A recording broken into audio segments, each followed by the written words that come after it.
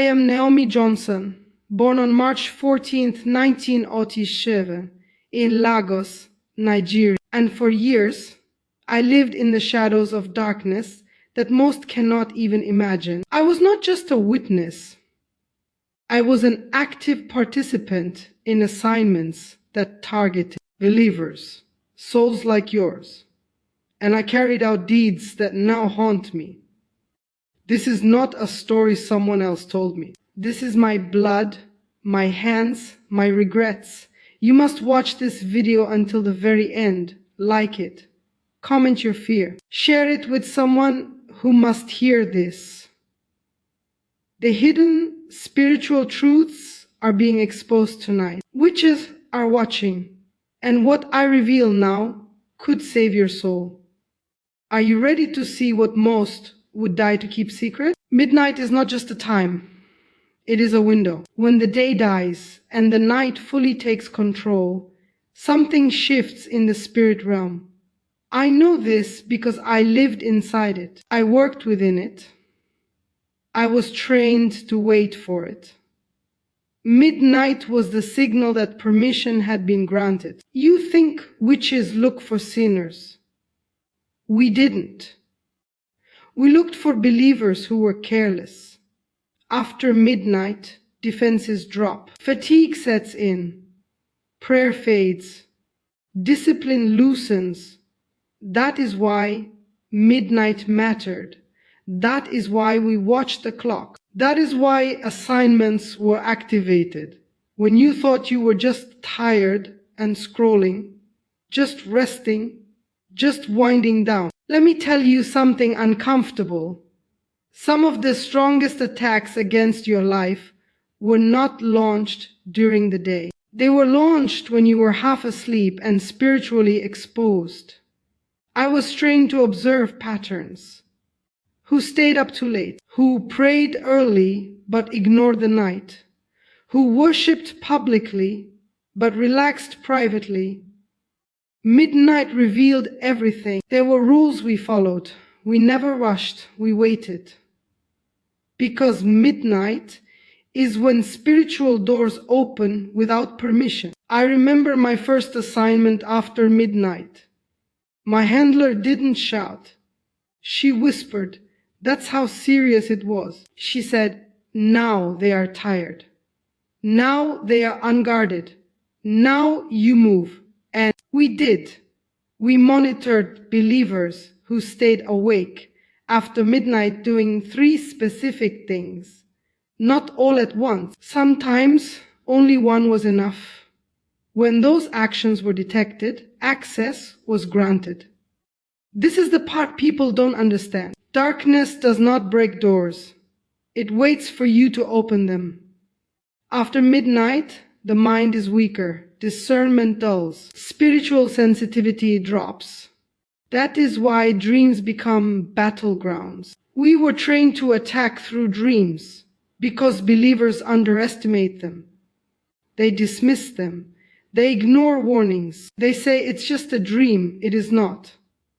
Dreams after midnight are not random. They are monitored. They are influenced. I personally participated in dream manipulation. I'm not proud of it. I regret it. But you need to hear the truth. We planted confusion. We planted fear. We planted false comfort. And sometimes we planted silence. Silence is the most dangerous weapon. A believer who stops praying is more valuable than one who sins loudly. After midnight, many believers do something fatal. They speak carelessly. Words spoken after midnight carry weight because the atmosphere is quieter. Fewer spiritual voices compete. What you declare then can either shield you or expose you. We listened. Phones were gateways. Screens were altars. Late night conversations were invitations. If you argued after midnight, we amplified it. If you complained after midnight, we recorded it. If you doubted after midnight, we used it as evidence. This is not symbolism. This is procedure. You were taught that witchcraft is candles and chants. That is a lie. Real operations are silent, clean, invisible. Midnight was when we checked who was still spiritually awake and who had gone offline. I remember assignments where we were forbidden to touch certain people. Not because they were perfect, but because they had one habit. They slept with prayer, not rushed prayer, not distracted prayer, intentional prayer. They sealed their atmosphere. Those people frustrate us. But believers who stayed awake after midnight watching anything, talking about everything, thinking they were safe because they believed in God, they were exposed. I am warning you because I wish someone had warned me before I stepped into darkness. After midnight, covenant lines are thinner. That is why rituals are done then. That is why sacrifices are scheduled then. That is why witch meetings peak then. It is not tradition, it is strategy. Let me be clear. Midnight itself is not evil. But what you do after midnight determines who can touch you. Many believers unknowingly hand over access by staying spiritually idle during that hour. They are physically awake but spiritually asleep. That state is dangerous. We used it. I remember targeting a woman who prayed every morning faithfully. She fasted. She served. But after midnight, she entertained fear. She replayed worries. She scrolled endlessly. She spoke death over herself without realizing it. That was enough. The attack didn't come immediately. It never does. It came weeks later. Gradual, subtle. Confusion first, then heaviness, then isolation. She blamed stress. It wasn't stress. It was access. This is why I am urgent with you. This is why my voice is firm. This is why you must not treat this lightly. Midnight is a checkpoint. Ask yourself this now. What are you doing after midnight? Are you guarding your spirit or feeding distractions? Are you sealing doors or opening windows? Because something is always watching, not to scare you, to wake you. The enemy does not fear your church attendance. He fears your awareness. If you are still watching this, it is not by accident. You are being alerted before something escalates. This is only the beginning. What I am about to reveal next is more specific, more dangerous, and more ignored by believers than anything else. And that is why it works. After midnight, words stop being casual. They become contracts. This is one of the most guarded truths in witchcraft, and I was trained on it early. We were taught that language changes weight after midnight because fewer spiritual forces are active. The atmosphere is thinner. What you release travels farther and lands harder.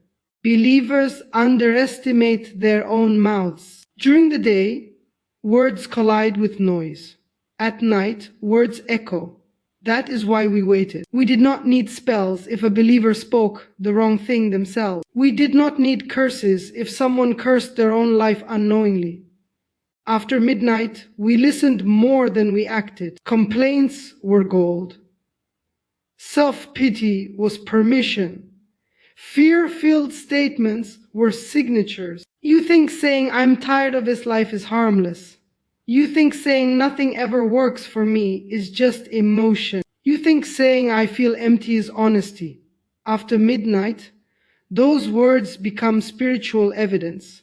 We recorded them. Let me tell you how it worked. There were watchers assigned to monitor emotional patterns, not sins. Emotional leaks mattered more than moral failures because emotions loosen discipline. And discipline is what keeps doors closed. When a believer spoke defeat after midnight, we didn't rush in, we marked it. We waited for repetition. Repetition creates agreement. Agreement creates authority. Authority creates access. I participated in sessions where believers unknowingly empowered their own attacks by narrating their pain out loud late at night. They thought they were venting. They were actually authorizing. This is hard to hear, but it is necessary. Darkness does not need to overpower you. It only needs you to agree with it. After midnight, agreement is easier. I remember a young man who prayed boldly in church, but spoke hopelessly at night, alone, whispering, saying things like, "I don't think God hears me." He said it softly. He said it tiredly. He said it repeatedly. That was enough. No ritual was required. The oppression that followed did not look spiritual. It looked emotional. Loss of motivation, sudden withdrawal, unexplainable heaviness. He thought he was depressed. He was harvested. This is why midnight conversations are dangerous. Late night calls, late night messages, late night arguments, words spoken in emotional vulnerability carry spiritual weight. We encouraged division through midnight communication. We stirred misunderstandings then, because people say what they would never say in the light of day. And once words are released, they cannot be recalled. You must understand this. Heaven records words. Darkness studies them. Silence after midnight is sometimes protection. Another thing believers do is confess fear instead of faith. They say, "I'm scared something bad will happen." They say, "I feel like this year will end badly." They say, "I don't know how I'll survive." After midnight, those statements don't disappear. They linger. We were taught to ride lingering words. That is why attacks often feel like your own thoughts turning against you, because they started as your thoughts. I am not blaming you. I am exposing a trap. There is a difference. Midnight requires intentional silence or intentional prayer, nothing in between. Neutral speech does not exist then. Even jokes spoken after midnight were analyzed, because humor can hide truth. People say what they really feel when they think they are joking. We use that. I regret that. Believers need to hear this. Your mouth is a gate. If you must speak after midnight, speak life, speak scripture, speak truth, speak authority. Because if you don't, something else will speak for you. I remember being warned never to target believers who worshipped softly at night. Not loudly, not dramatically, just quietly, consistently. Even humming worship songs created interference. It disrupted monitoring. It confused assignments. That is how powerful sound is after midnight. But complaining was clearer than any chant. Fear was louder than any ritual. Doubt was easier than any spell. That is why I am warning you with urgency. Watch what you say after midnight. Watch how you describe your life. Watch how you narrate your pain. Because something is always listening. And the most dangerous thing you can do is give darkness your own words to use against you. This is not about being perfect. It is about being aware. If this truth unsettles you, that is good. Awakening is uncomfortable. What I will expose next is even more ignored and even more destructive because it involves something believers think is harmless. It is not harmless. This is the point most believers reject. Because it feels personal, because it exposes habits, because it confronts comfort. After midnight, sleep is not neutral. I was trained to understand sleep patterns, not insomnia. We studied how believers transition from consciousness into rest. Because that moment when the mind powers down but the spirit is unguarded is one of the most vulnerable states a human can enter. Dreams are not imagination. They are environments. After midnight, dreams become accessible spaces. I participated in operations where no physical ritual was required. The target simply fell asleep, emotionally heavy, spiritually open and mentally cluttered. That was enough. Believers assume sleep is rest. Darkness sees it as access. Let me explain something carefully. When you sleep, your will rests. When your will rests, permissions are easier to bypass. That is why nightmares are not random. That is why repeated dreams carry patterns. That is why some people wake up drained instead of refreshed. We did not attack everyone. Only those who slept uncovered. Sleeping uncovered does not mean naked. It means unguarded. No prayer, no sealing, no awareness. Just exhaustion and surrender. I remember specific instructions given before assignments. We were told, do not engage while they are fully awake. Wait until they surrender control. Sleep is surrender. Many believers fall asleep scrolling. Scrolling opens emotional channels.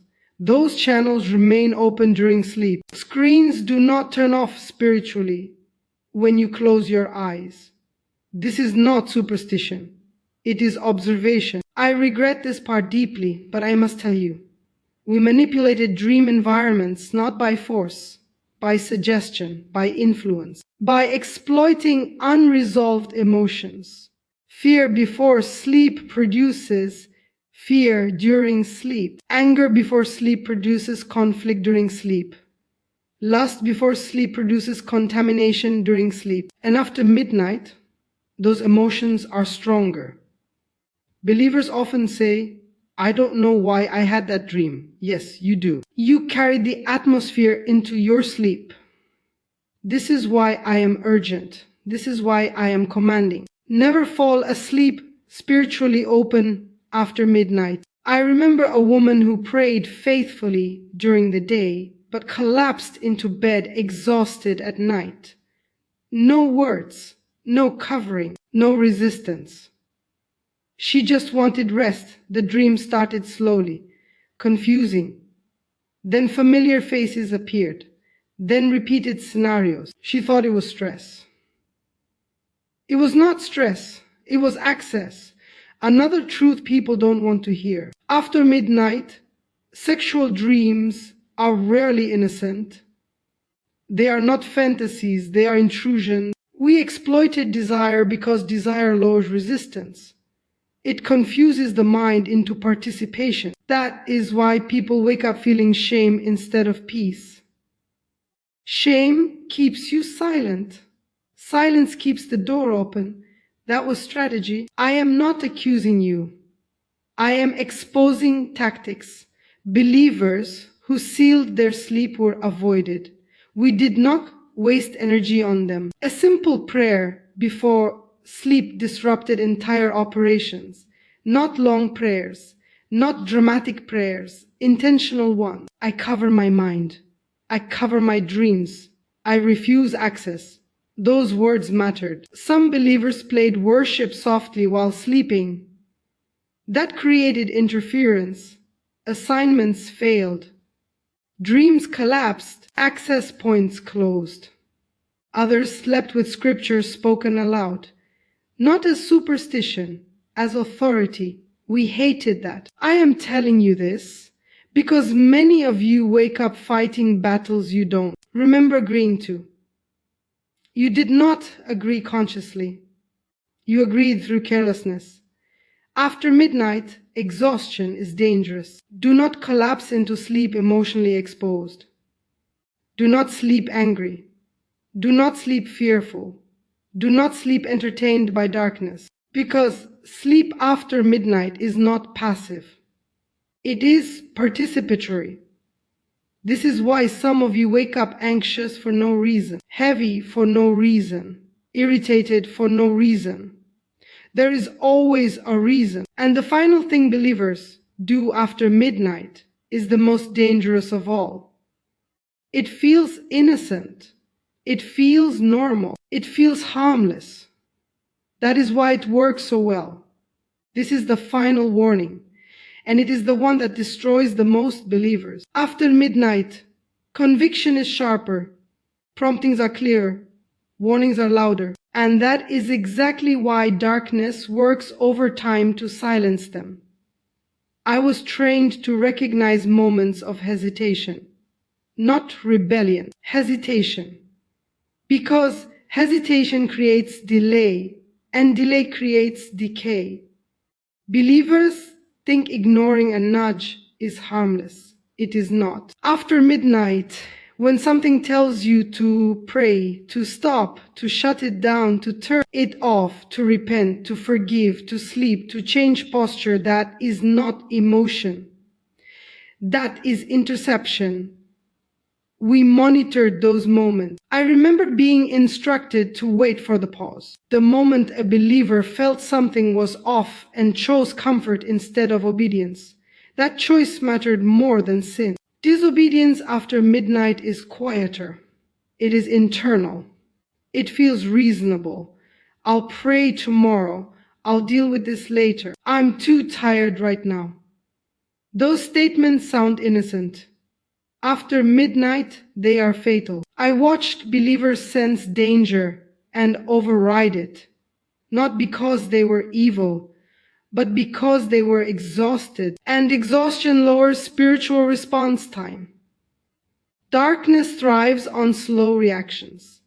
I regret this deeply, but I must be honest. We counted on believers ignoring the nudge. That was the opening. Conviction ignored becomes desensitization. Desensitization becomes blindness. Blindness becomes access. This is why repeated patterns happen. The same mistake, the same dream, the same heaviness, the same delay. It started with one ignored warning. After midnight, your spirit is more sensitive than your mind. That is why discomfort shows up before explanation. You feel unease before understanding. That unease is protection. When believers ignored it, we moved. I remember a man who felt strongly to shut down his phone after midnight. Every night. And every night he ignored it. He said it helped him relax. What he didn't know was that relaxation without discernment is exposure. The content didn't matter. The timing did. After midnight, certain things become doors simply because of the hour. This is not fear. This is structure. Another truth people avoid. Delayed obedience is agreement. Not agreement with God. Agreement with distraction. And distraction after midnight is never neutral. We use distraction to keep believers from responding to spiritual alarms. A notification, a video, a message, anything to interrupt obedience. That interruption mattered. I remember assignments that failed because believers responded immediately to conviction. They didn't negotiate. They didn't rationalize. They moved. Those people were untouchable. But believers who debated with conviction became vulnerable. Let me say this clearly. God warns before darkness moves. Always. After midnight, warnings come fast because attacks are scheduled. That is why you feel sudden urges to pray, sudden discomfort, sudden clarity. Ignoring that is not rest, it is resistance. And resistance has consequences. Some of you felt led to turn this video off earlier. Some of you felt uncomfortable watching. Some of you almost stopped. That was not coincidence. That was exposure. I am speaking to you now with urgency because time matters. Midnight seasons do not last forever, but the damage from ignoring them can. You are not weak. You are not doomed, but you must become decisive. After midnight, obedience must be immediate. No debate, no delay, no distraction. This is how believers regain authority, not through fear, through awareness. You were never meant to live vulnerable. You were meant to be guarded. This is not about witchcraft. This is about discipline. And discipline terrifies darkness. If you change what you do after midnight, you will change what is allowed near you. That is the truth. That is the exposure. And that is the warning. You have been awakened, and what you do next will determine what has access to your life. Comment now and confirm that you watched this until the very end. Share this message with someone you refuse to see caught unaware. Do not delay. Do not dismiss. Do not forget. Authority has been restored to you tonight. Walk guarded. Walk aware. Walk victorious.